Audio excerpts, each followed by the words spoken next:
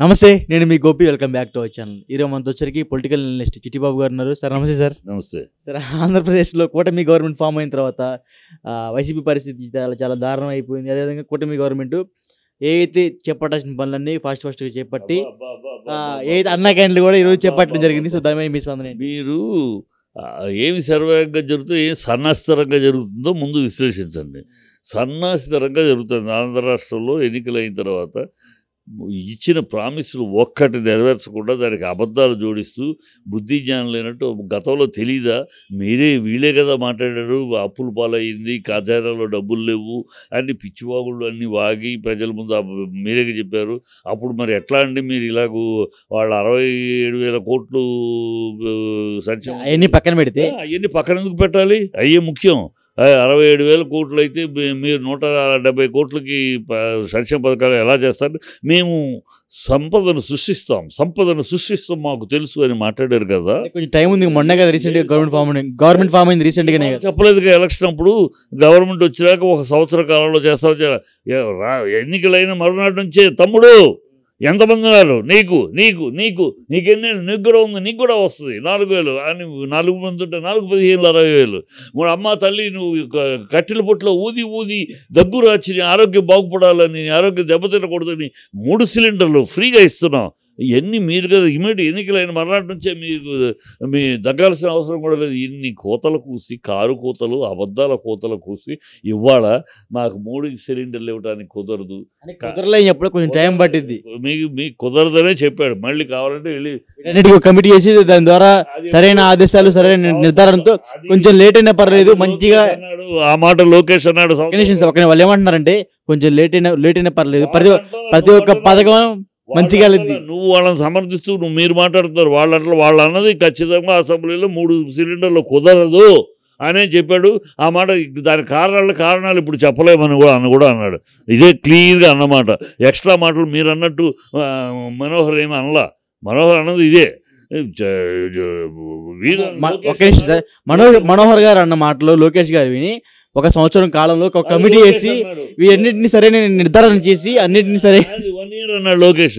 ఈ 1 ఇయర్లోకి అనే మాట ఎలక్షన్ అప్పుడు చెప్పలేదే. మర్నాడు నుంచి అన్నారు కదా. ఎన్నికలైన ఫలితాలు వచ్చిన మరోజు నుంచి అన్నారు కదా.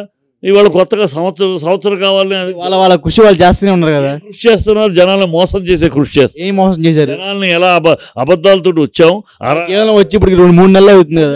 3 నెలలు అంటే నువ్వేనా కొత్తగా ఇవాళ రాజకీయాలు ఆ మాట జగన్ అని ఉంటే 2019లో పాప ఇప్పుడే అధికారులకు వచ్చాడు. ఇంతవరకు అధికారులు తెలియదు. ఫస్ట్ టైం కనుక అతనికి టైం ఇవ్వటంలో అప్పుడేమో టైం ఇవ్వాలి. 2వ రోజు నుంచే పాలు ఇచ్చాక ఏదైనా కాదని, ఆవును కాదని, ఎద్దును దొన్నపోతుని గెలుచుకున్నాం. 2వ రోజు నుంచి మొదలెట్టారు వాళ్ళు కొత్త. అప్పుడు అతనికి ఆ టైం ఇవ్వాలి.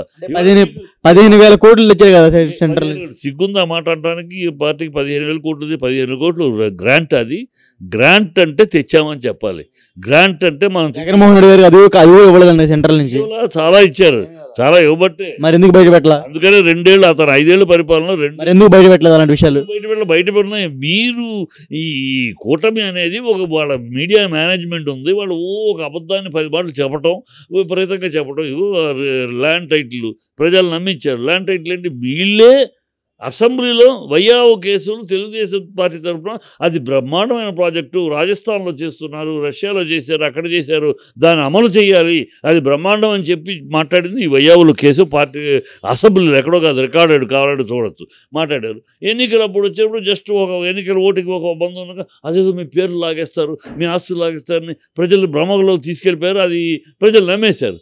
ఇలాగ అబద్ధాలు ఆడేసి మాట్లాడి అబద్ధాలతోటి అన్ని రకాల అబద్ధాలు అవి ఇస్తాం. 6 సూపర్ 6 అది ఇస్తామది, అలా చేస్తాము, ఇలా చేస్తామని అబద్ధాలు. 32,000 అమ్మాయిలు మిస్ అయిపోయారు ఆడవాళ్ళని ఆందోళనకు గురి చేసి. ఇన్ని అబద్ధాలు, ఇన్ని డ్రామాలు ఆడి వాళ్ళు గెలిచి వాళ్ళేమో అది లేదు ఇది లేదు, భయం వేస్తుంది. సిగ్గులేదు ఆ మాట్లాడటానికి. ఒక 14 ఏళ్ళు సీఎంగా ఉన్న చంద్రబాబుకి భయం వేస్తుంది అని మరి ఆ రోజు హామీలు ఇచ్చినప్పుడు భయం లేదా? హామీలు ఇచ్చినప్పుడు ఆలోచన లేదా? నువ్వు 14 ఏళ్ళు అనుభవం ఉంది కదా, ఖజానా ఖాళీగా ఉంది కదా, ఎలా ఇస్తామని భయం అప్పుడు లేదా? అప్పుడేమో ప్రజలు మోసపుచ్చడానికి అబద్ధాలు ఆడేస్తావా? ప్రజలేమో అంటే అప్పుడు జగన్ దగ్గర చాలా డబ్బులు ఖజానాలో ఉన్నాయి ఆయన చెప్తున్నారని. ఎవరు చెప్పారు? పవన్ అని చంద్రబాబు ఏం చెప్పాడు? ఖజానా ఖాళీ అని 100 మాటలు చెప్పాడు. ఖజానా ఖాళీ, అప్పులు పాలు చేశారు. చేశారు. ఇప్పుడు నువ్వు చేస్తుందేంటి? నువ్వు చేస్తుందేంటి? ఏం చేశారు? బాగానే 100 రోజులు కూడా అవ్వలేదు.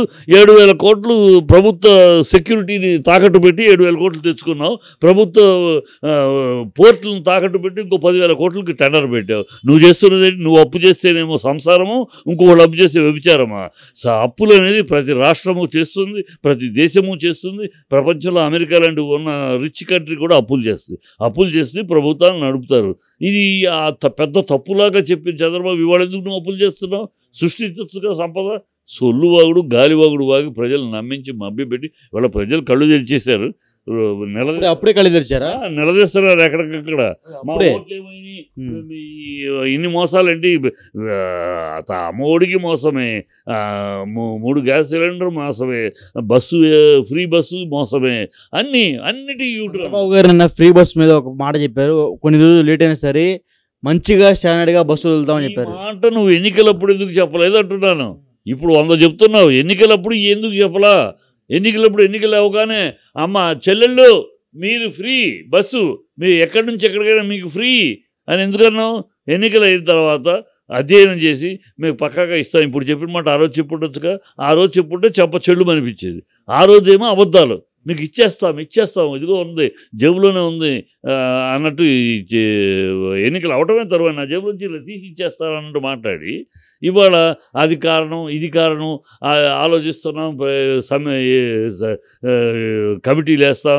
ఈ బొచ్చులో మాటలు, భోషాణం మాటలు ఎందుకు? మోసాలు జనాలు మోసం ఇంకేదో శరవేగంగా ఎలా జనాన్ని మోసం.